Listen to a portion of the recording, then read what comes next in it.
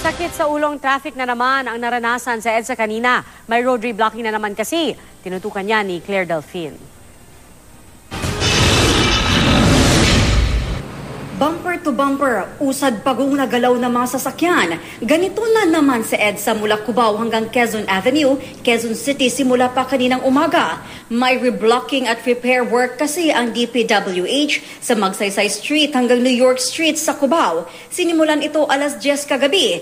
Isang lane lang ang inaayos pero naharangan na rin ng mga equipment ang katabing lane. Kaya 3 lane na lang ang nadadaanan. Abala ho! Malayo pa naman ang deliver ko eh. Lucina pa ako eh. Sobrang traffic, dapat nila ginagawa ng ganitong oras. Ay, nahihirapan. Oo, may sumingit. Pasensya na, konting abala lang sa mga naabala.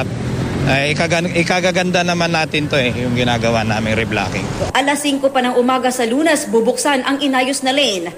Traffic din kaninang umaga sa Maykalaw sa Maynila. Isinara kasi ang Rojas Boulevard mula Anda Circle hanggang Vito Cruz simula pa kaninang madaling araw para sa triathlon event ng Manila Police District.